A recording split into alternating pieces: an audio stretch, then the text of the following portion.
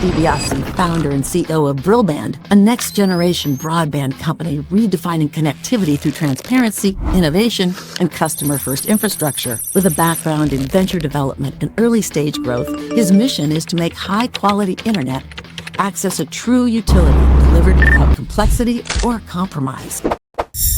You are, as a person, as a business owner, you seem to me as somebody who is able to spot patterns,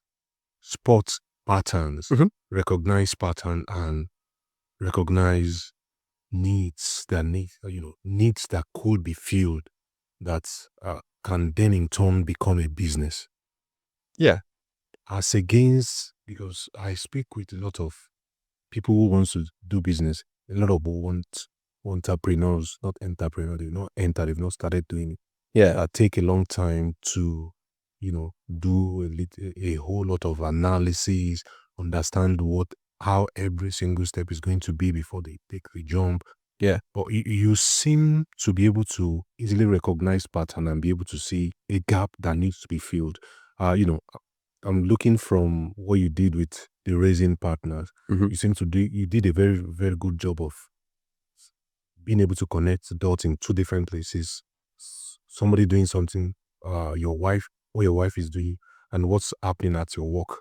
And I see a lot of people who then build a solution and start looking for problem. Yeah. You seem to do it the right way, which is to find a problem, see a problem that people are going through, and find a solution, a real solution that is focused on the user. So this is now bringing us to Brillband. Yeah. Right now, how how does one have that kind of mindset? Yeah. I don't know if it's like a dyslexic thing, because I seem to I've had that comment from quite a few people. I would say that you've got to move quick. So not only once you find the opportunity, you've got to move fast on that opportunity. And in order to move fast on an opportunity, you have to keep things really simple. And the way to keep things really simple is to identify the biggest pain point of your customer, create one solution for that individual or individuals or businesses, and address it, and then get the customer feedback. Like, do they like it? What can we change? What went well? What didn't go well? How do we iterate that product? Because a lot of people, I think, find a problem and they try and build the perfect solution to it. Something that is the final and complete product. But you as one individual, or even if a team of 6 people, aren't gonna get to that sort of perfect product without having something in market. And that's the risk part, right? Like the more complex you make your product, the more risky it becomes, because the more money intrinsically and time you've put into it. So keep it really simple and then get it into market, listen and iterate from that point. And that's hard, right? Because the iteration part is actually really hard, because once something's in market, how do you stop it? You can't. And that's where you become an entrepreneur. Like at that point, and you said that's a good term you used there, a want-entrepreneur, is that right? Yeah, I think there's a lot of people out there that are like that, because once you take the step, once you get on the train moves, and there isn't any other stops, right? The stop is sell or fail. Like, yeah, that's it, right? Realistically, and there isn't, or it just keeps on rolling, right? Like but then that's death. Like you are dying and someone succeeds you in your business, right? You're seeing it right now with the Murdoch empire, right? The succession plan has now been agreed.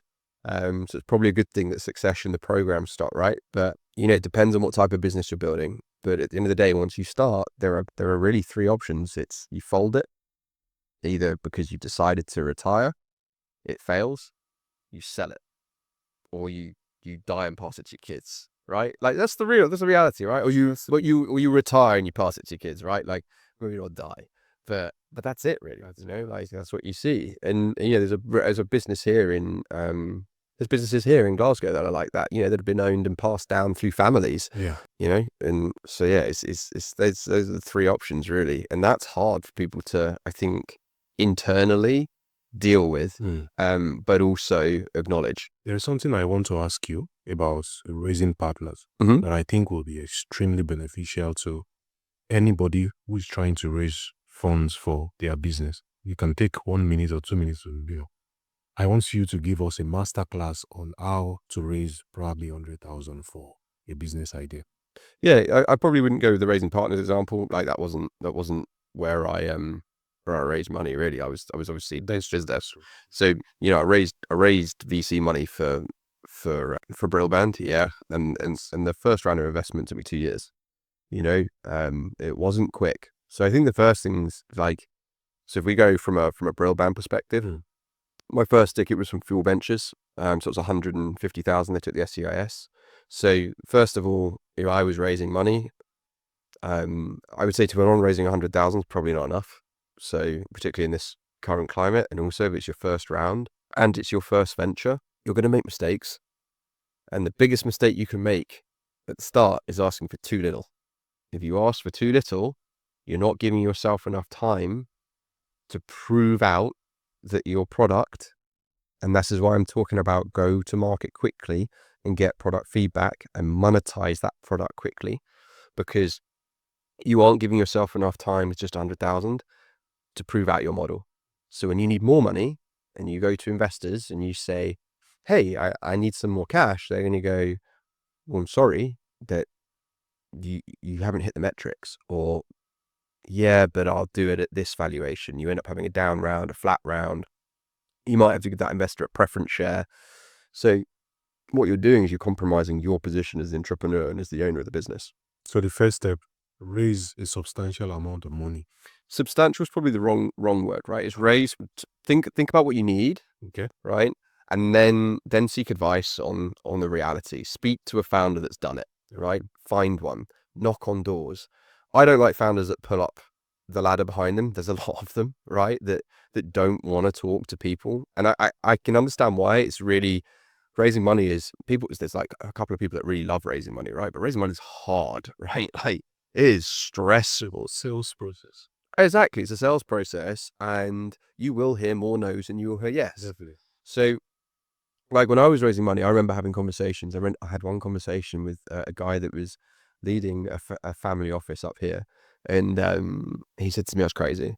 So you can't take on Sky. And I said, well, I'm going to. No, it's not going to work. Right. I don't see how you can do this. And these are the types of conversations you're having. And when you're, why would you unbundle? Why would you not take your Sky TV with your broadband? And I could tell him at the time, well, if Sky's 12 million customers, 6 million of them haven't taken broadband. So half of their customers don't take broadband with them. So there is an opportunity. And you'd have conversations like that. And at the end of the day, you've got to convince people that your idea is right. And so who are the people to convince? Well, that's when you've got to find people within the industry you're looking to challenge. And it doesn't necessarily need to be the industry that like they're directly working in it. It's typically people that have successfully worked in it and left that industry, because there can be conflicts of interest. And you want to find people that understand what you're doing and potentially have been entrepreneurs themselves. So one of the best investors I had was a guy named Jack in my business, and he just got it. Like he got what it meant to be an entrepreneur. And the reason he got that was because he makes lots of different angel investments. So he was comparing my performance against the performance of others within his portfolio. And that made those conversations easier. And if you can find angels like that in your first round, you will find your subsequent rounds easier to do. Okay. And I would just on that say your SCIS round, max it out in your first round. So 250,000, I think it is now. It was 150 when I started Brillband, but 250,000 is what you can get. And those investors will get 50% of that back off their tax bill, right? So there's a nice tax write-off for those individuals. And if you go on to be a roaring success, their return is capital gains tax-free. So, make sure you use that and make sure you understand it before you start going off and raising capital. And make sure you have the advanced assurance, because if you get to trying to close your round and you don't have that advanced assurance in place, you're going to delay the closure of your round and potentially lose your investors. Number one, decide on the amounts you will need. Yeah. By talking to people, getting advice on how much you're going to need. Yeah. Along the way. That's number one. Number 2, go speak to people who have raised in your industry or parallel industry. Number 3, go look for an angel investor, then start pitching, right? Yeah, and don't just look for one. Look for, Of course. right, angel investors aren't writing you a 250k ticket. They exist, but they're rare. You need to find people that are going to write, 50 to 100k tickets. Because what you don't want is a huge cap table because at the start of angel investors, because it can prove difficult. And you want to make sure that you're just using ordinary shares as well. Keep it really simple. Because if you start introducing preference shares at the beginning of your rounds, you're compromised already. Any VC or any bigger VC is going to see that and be like, cool, let's roll. I want a preference above that person. And what you've got to understand is the return waterfall. So the return waterfall is simply, who gets paid first when you exit. And the one with the highest preference, so, your biggest investor is typically the one that's going to get paid first. And you with ordinary shares is going to be the last person to be paid out of that return. It's brutal. Yeah. I've seen a founder who exited for maybe 180 or 200 million US dollar, and he got nothing. Yeah, exactly. Right. Look, it's brutal. Like, it's brutal out here. So you need to know what you are doing from the get-go. I think it's just better you won't just get advice from the get-go. Yeah. We are now moving to Brillband proper. You recognized a need, and how did you get your first few customers? Yeah. Talk me. God, you're taking me back now. So I think, first of all, we just had our website up. We did like a coffee shop pop-up. We had sort of like, Yeah, I remember that time. yeah, like a kind of sporadic social campaign that was just, not bootstrap, that's the wrong word, but it wasn't the best execution. But we got our first adopters, so I was they joined, and then it was quickly listen to those customers, right? So, and get those customers to refer friends, get those customers to refer family, and reward them for doing so. And then I'll never forget, I then invited my sort of early adopters to come and have coffee. They came to our office and had coffee, and we just listened to them, listened to what they liked, what they didn't like, and then we iterated the product. And that's something that we want to get, to be honest with you, I want to get back to doing. I want to get back to listening to the customers. It's been a wild journey so far, like, because once you start trading, things just, that's when the burn really starts. Like, by burn, I mean cash burn, right? So things move fast, and I think that was how we got them.